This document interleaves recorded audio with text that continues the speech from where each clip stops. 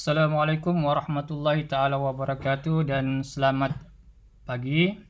Oke, bertemu kita lagi dalam slot yang seterusnya.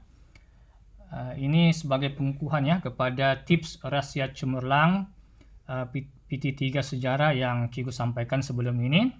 Di mana untuk slot ini cikgu akan memberikan panduan penulisan fakta, huraian, contoh dan inference.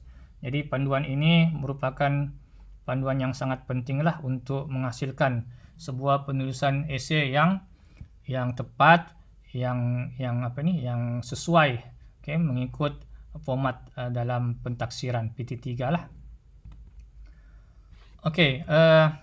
Teknik penting ya penulisan esei yang pertama sekali ialah perlu ada penyambut jawapan. Ini sebenarnya telah cikgu terangkan di bawah tajuk rahsia cemerlang PT3, iaitu pelajar perlu memulahkan jawapan menggunakan pangkal ayat ya, supaya pelajar lebih mudah menjawab soalan berdasarkan kehendak soalan. Dan dalam masa yang sama penyambut jawapan ini juga membimbing ataupun membantu pelajar menulis jawapan dalam bentuk ayat yang lengkap. Sebab apa? Dalam penulisan esei ini pelajar tidak boleh menulis jawapan dalam bentuk poin ataupun dalam bentuk jadual. Yang kedua ialah penanda keterangan. Penanda keterangan ini adalah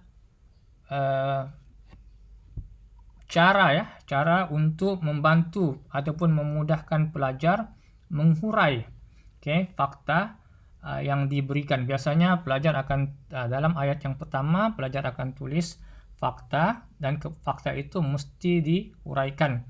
Jadi untuk menghuraikan fakta ini pelajar perlu menguasai beberapa penanda keterangan. Contohnya penanda keterangan hal ini kerana, dalam hal ini, ataupun hal ini bertujuan. Yang ketiga ialah kabus. Kabus ni sebenarnya cikgu sudah telah terangkan dengan panjang lebar. Jadi kabus ni penting ya supaya pelajar menulis lebih daripada satu isi di dalam satu ayat, ataupun dalam masa yang sama pelajar dapat menulis huraian lanjutan. Yang ketiga ialah penanda wacana. Jadi penanda wacana ini untuk memberi idea kepada pelajar macam mana mau memulakan ayat supaya satu ayat dengan ayat yang lain itu mempunyai kesinambungan, ataupun untuk menunjukkan kesinambungan di antara satu perenggan dengan perenggan yang lain ya. Ada 5 aspek penting ya dalam penulisan esei. Yang pertama ialah mulakan dengan pangkal ayat. Yang kedua ialah merangkumi fakta, huraian, contoh dan inference. Yang ketiga menggunakan penanda keterangan. Yang keempat menggunakan teknik kabus. Dan yang kelima ayat lengkap. Ini ayat lengkap pun saya sudah terangkan. Maksudnya untuk penulisan esei ini pelajar tidak boleh menulis dalam bentuk poin. Kecualilah soalan struktur yang menyediakan jawapan dalam bentuk 1 Roman ataupun 2 Roman. Tetapi kalau tiada, maksudnya pelajar kena tulis dengan ayat yang lengkap. Jadi untuk memudahkan penulisan, cikgu berikan beberapa panduan, di mana untuk panduan mudah penulisan ini cikgu ambil tajuk tingkatan 3 bab 1, iaitu huraikan faktor-faktor kedatangan kuasa barat ke negara kita pada abad ke-19 dan abad ke-20. Jadi perenggan satu perenggan yang mengandungi fakta, huraian, contoh itu cikgu pecahkan dia kepada 4 kolom, supaya pelajar tahu apa sebenarnya pecahan-pecahan di dalam sesuatu perenggan ayat yang tepat lah. Jadi kalau kita tengok kolom yang pertama ini adalah berkaitan dengan fakta ataupun isi, yaitu perkembangan industri kereta. Jadi fakta ini mesti dihuraikan. Jadi kalau kita tengok di sini ada 2 huraian. Yang pertama ialah kemunculan perusahaan kereta dan juga getah asli.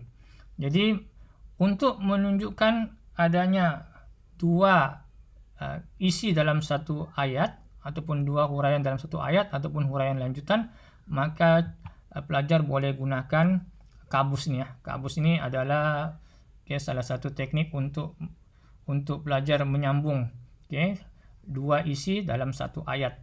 Dan kolom yang keempat ini adalah contoh ya. Walaupun di sini cikgu bagi contoh satu, tapi cikgu sorkan pelajar boleh sebaik-baiknya tulis lebih daripada satu contoh ya. Mana tahu satu contoh salah, sekurang-kurangnya pelajar masih ada lagi satu ekstra jawapan ya. Yang pertama sekali ialah mulakan dengan pangkal ayat. Jadi soalannya huraikan faktor-faktor kedatangan kuasa barat ke negara kita. Jadi untuk soalan ini, untuk teknik ini, jadi pelajar akan memulakan jawapan selepas kata tugas huraikan, iaitu faktor-faktor kedatangan kuasa barat ke negara kita ialah perkembangan industri kereta. Sebenarnya ada banyak cara macam mana pelajar mau memulakan penulisan ya.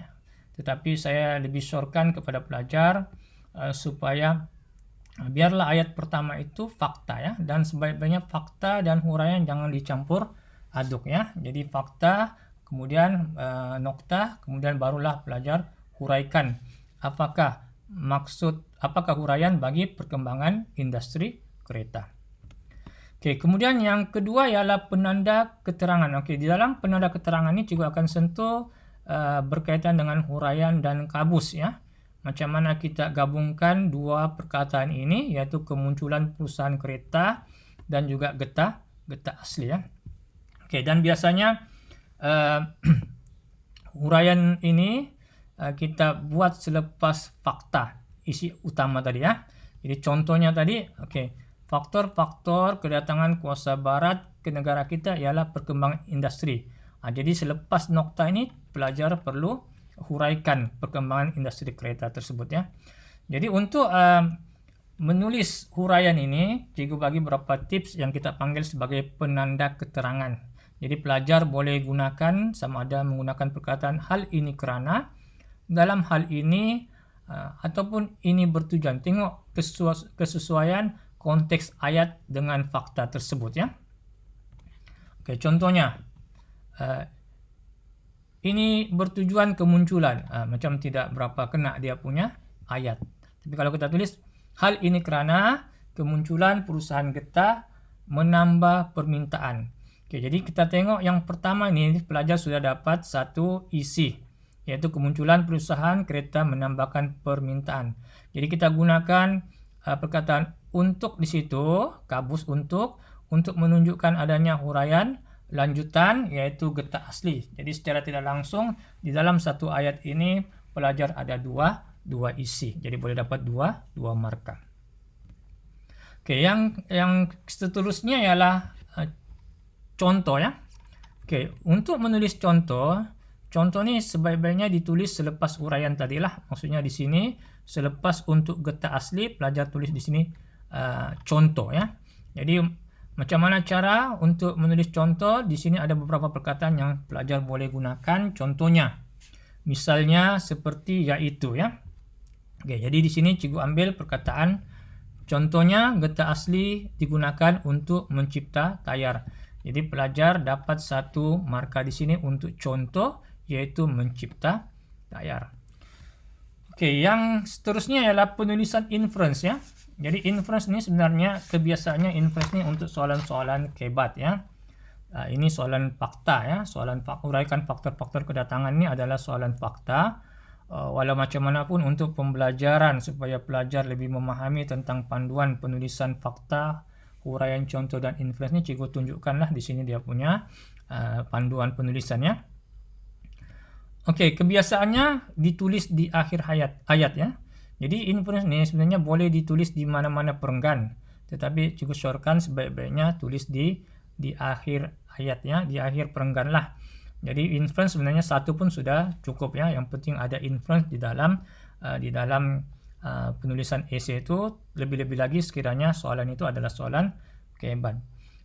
Untuk menunjukkan adanya inference di dalam penulisan, pelajar boleh gunakan beberapa perkataan seperti kesimpulannya, hasilnya, akhirnya, rumusannya, kesan, akibat, natijah, dan jelaslah.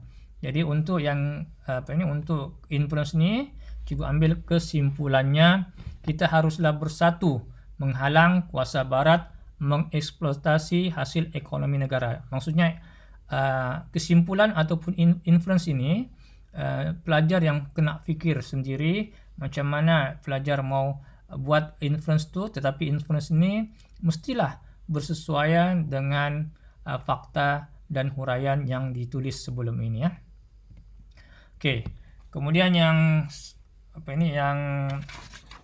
seterusnya ya, iaitu penanda wacana. Ini penanda wacana biasanya bila pelajar mau tulis fakta yang baru ataupun perenggan yang baru, maka pelajar bolehlah gunakan penanda wacana ini seperti selain itu, di samping itu, untuk menunjukkan kesinambungan di antara satu perenggan dengan perenggan yang lain ya. Jadi ini tujuan penanda wacana tersebut ya. Okey, jadi secara keseluruhannya penulisan esei yang lengkap kita boleh tengok di sini.